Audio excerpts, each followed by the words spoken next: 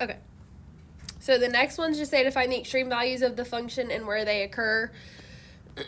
So that'll be like actually giving the point where it occurs at. So 22, we've got y equals x cubed minus 3x squared plus 3x minus 2. So this one, I'm just going to go about, use the second derivative test like I have been. So I'm going to go ahead and find the first and the second derivative. So first derivative, we've got 3x squared minus 6x plus 3. Second derivative, then I've got 6x minus 6. So I'm kind of just going to hold that information there. So I need to find my critical point. So I'm going to take that first derivative and set it equal to 0 and solve. So I would probably first see if it can factor. But I see that everything I could take a 3 out, so I'm going to take a 3 out of everything first, and then I have x squared minus 2x plus 1. The 3 is just going to go away, because when I divide 0 by 3, it's just gone. So now I just need to see if I can factor this. This looks like a perfect square trinomial, so this would be x minus 1 squared equals 0. So x minus 1 equals 0, meaning x equals 1. So this is my critical point.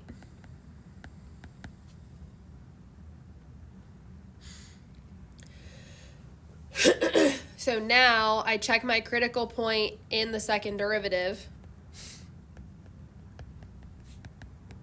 So we would have y double prime of 1, or I guess I could say f double prime, it doesn't matter, is 6 times 1 minus 6.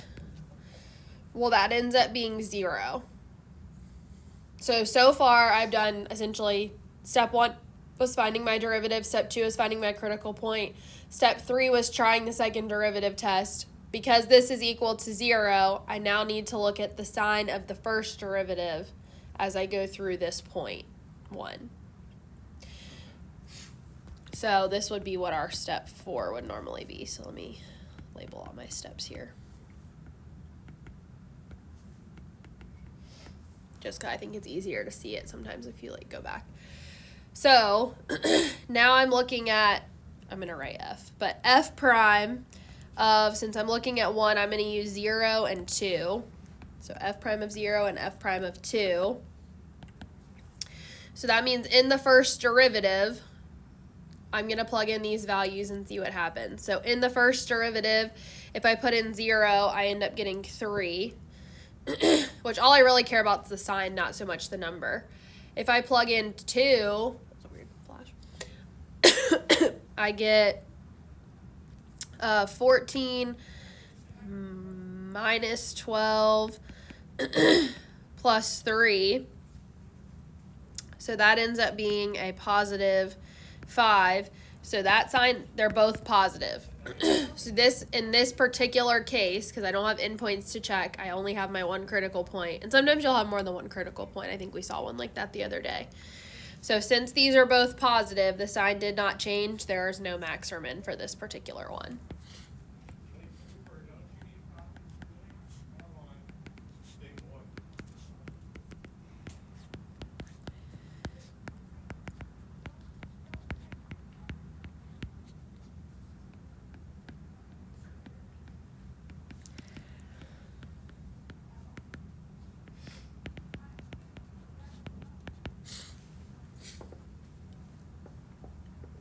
Does that one make a little more sense? That makes sense, yeah. I think it's, yeah, like I said, I really don't like the ones with the endpoints because most of the time they're not giving you endpoints, and it's just so much easier to do it this way, I think.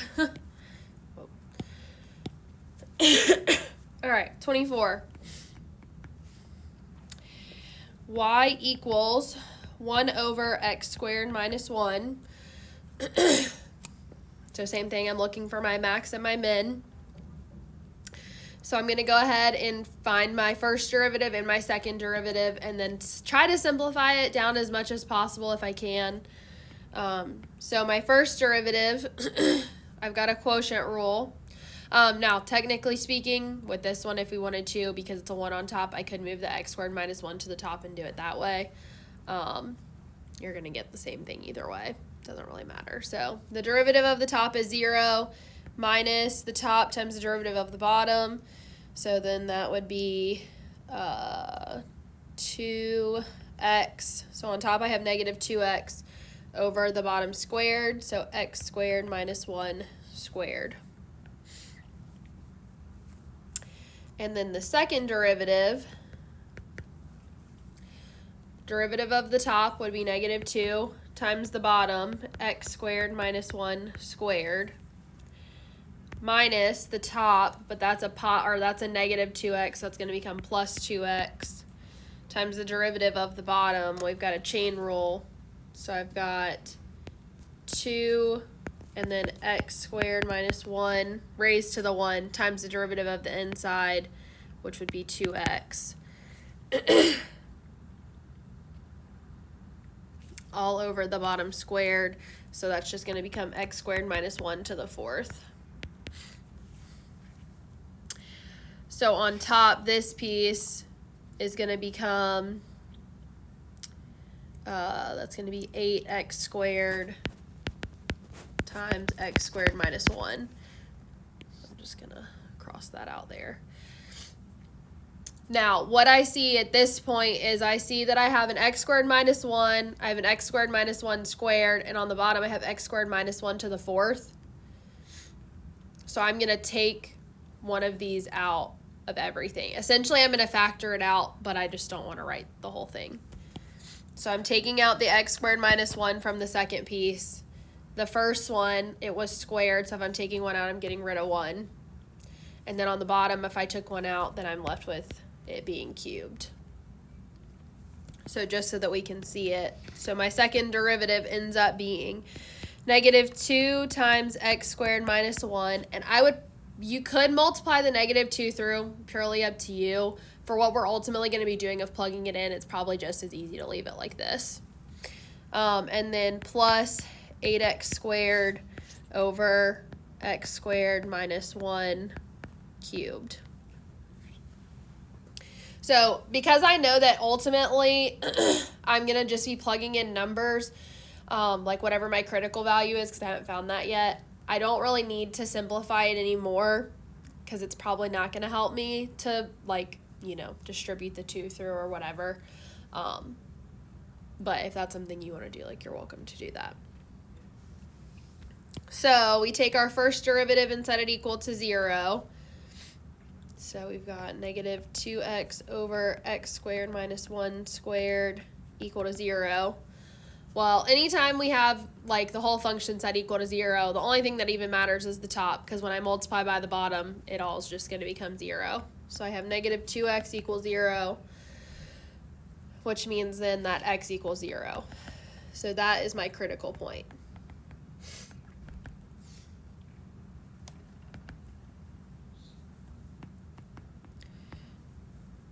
So my step 1 was finding my 2 derivatives.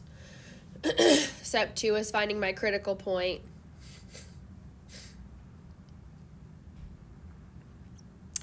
So now I need to test my critical point for step 3 into my second derivative to see what happens, if it's going to come up and give me a max or a min, or if it's equal, or basically is it greater than 0 or less than 0 when I plug in 0, or is it equal to 0?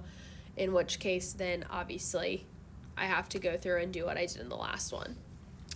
So y double prime of 0, which is my step 3, is negative 2 times, that's just 0 minus 1, so negative 2 times negative 1 plus 8 times 0, obviously that's just going away, and then on the bottom, negative 1 cubed.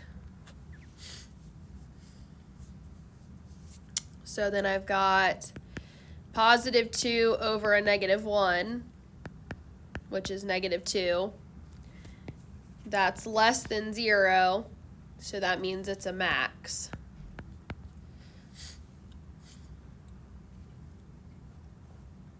And then they tell me in these ones, different than the previous problems, They say find the extreme values of the function and where they occur. So if we can, they want us to write it as an ordered pair where it occurs.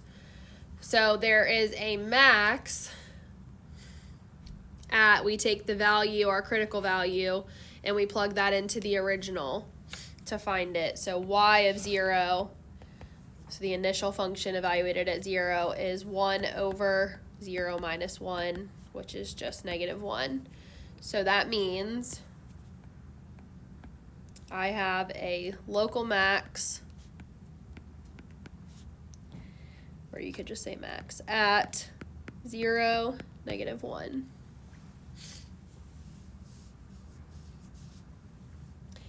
And these ones don't like ask you to tell what the max is, but that's where the max is occurring.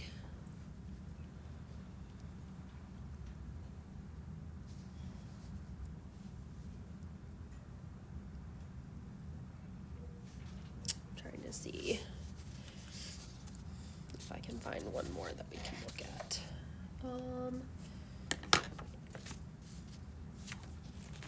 So they told us to plug in the critical point into the original one. So once we know that there's a max at this point, we're saying where it is. They want us to actually give the location. Oh, okay. So if they ask you for the location, you're going to give it as an ordered pair. Whereas these previous problems up here just said there's a min at x equals 0, and we said of 0. So technically if I plugged in 0, I got 0. So I'm kind of saying it just in a different way. Okay. Ultimately, I would say most of the time just write them as an ordered pair. So that one would just be -3, 0. The max. Yeah, like the ordered pair for this problem. 17. Would be Max at x equals -3. So it would be -3, and then whenever you plug in -3 here. Oh, okay. So this 9 to the 1/5 would be your ordered pair for that one. But these just said to find, technically all this said is max at x equals -3, I think. Actually, let me see how they did it. I don't have that one. I probably told you before. My book is very random on which answers it puts in like the main section. I have to like go look for the answers otherwise. So let me see officially how they write the one for 17.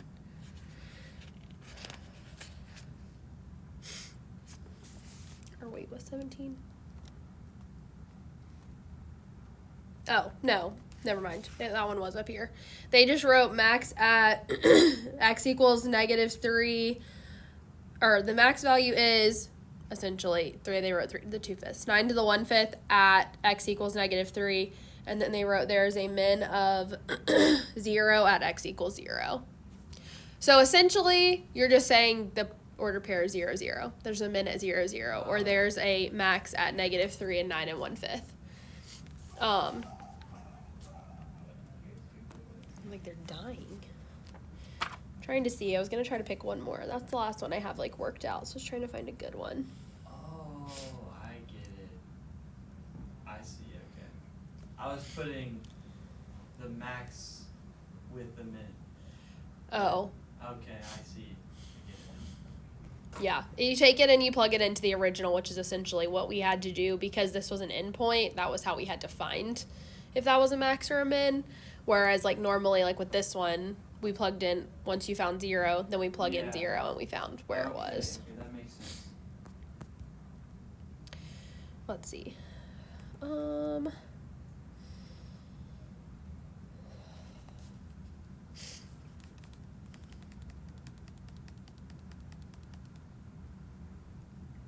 Trying to choose one that's not going to be awful, but that will still get the point across. Let's try 28. I haven't worked this one yet, so hopefully it's not completely awful, but it doesn't look like it'll be too bad.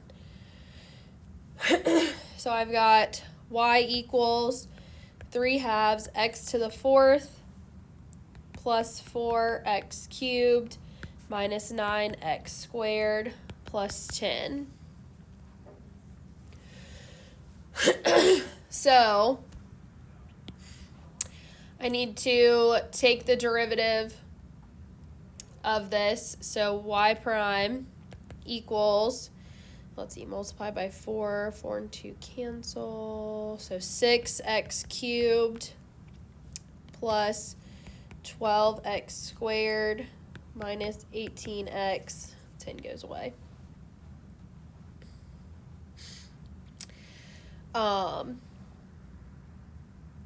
This actually probably will be a good one. Second derivative, I'm going to go ahead and do that.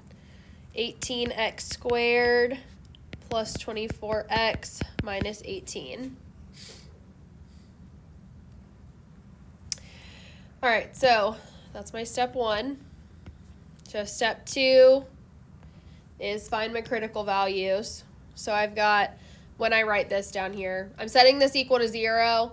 But all of these pieces have a 6 and an x that can be taken out, so I'm going to go ahead and do that. So I'm going to take out a 6x, and I'm left with x squared plus 2x minus 3. I'm going to go ahead and show that's equal to 0. So then I would want to see, okay, can I, what word am I looking for? Factor this. So negative 3 would be a positive 2 and a negative, no, positive 3 and a negative 1, right? I think. So that would be x plus 3 and x minus 1. So we haven't had one like this yet where we ended up with multiple critical values. Pretty much all of ours have just had one, or we were like just dealing with the endpoints that we had. So now I have, just like when we did, you know, all your factoring and solving before, I'm going to end up with 3 critical values here now. So taking each piece and setting it equal to 0, I would have, you know, 6x equals 0, x plus 3 equals 0, and x minus 1 equals 0. So x equals 0, x equals negative 3, x equals positive 1. So these are my critical points.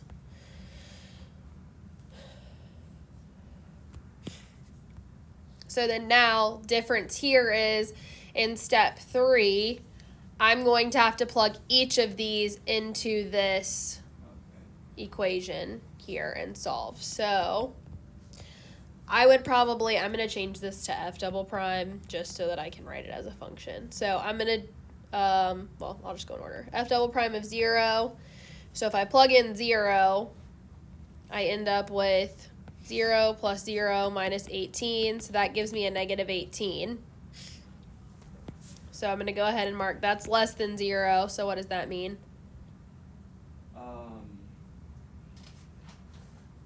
It's a max. Yep, so I've got a max there.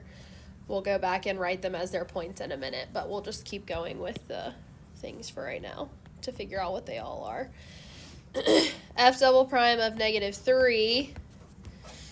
I've got 18 times negative 3 squared plus 24 times negative 3 minus 18. You plugging that in the calculator? Yeah. Okay, good. I was like, I'm not really feeling like trying to multiply this out. Like if it was just like the 24 and the negative 3, but that 18 and 9, I'm like, ugh. I'm fairly certain this is going to be a positive number, but I'm not sure. Yeah. Because ultimately, it doesn't really matter what it is, as long as I know it's either positive or negative. But I got 72. 72, so that one is greater than 0. So that's a min. Make sure we're on the right track here. Max at 0. Min at negative 3. Beautiful. Okay. And then f double prime of 1. So I've got 18 times 1 squared plus 24 times 1 minus 18. Pretty sure this one's positive. Yeah, 18 minus 18 and then plus 24, so 24. Make sure I have my signs right from the previous. Okay. So that's greater than 0, so that's also a min. And that kind of makes sense if you look at the numbers as you go across, like when you hit -3, like the x value of -3, okay, that's a min, which means it should be turning around and going the other way. When you get to 0, that's a max, okay? And then when you turn around and going the other way, then it's going to produce a min. So it should like pretty much make sense, like as you're going about them. So now I know that at 0, I have a max, at -3, I have a min, and at 1, I have a min. But I want to say what those values are. To do that, we plug that into the original. So f of 0 is going to be 10. So that means I have a max, go back to my red, at 0, 10. And then f of -3, I'll let you type that in.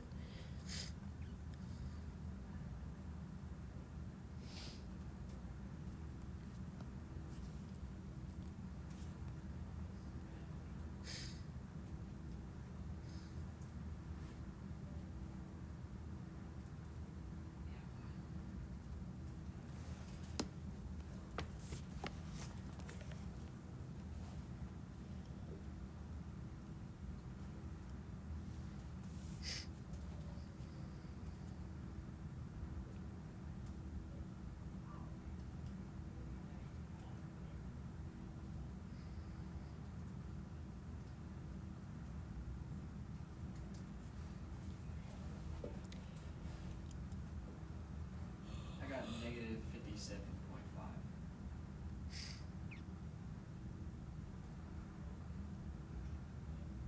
Yes. The back of the book has it as a fraction, so I was trying to take that fraction and convert it. So yeah, -57.5 is fine.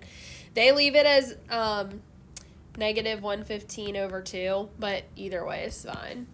So then that means we have a min at -3, and then I'm just going to say -57.5.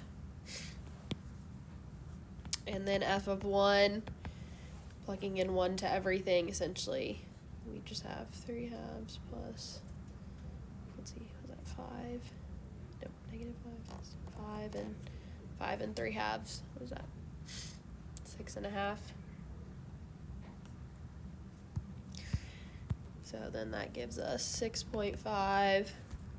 So that means then that I also had a min at 1 and 6.5.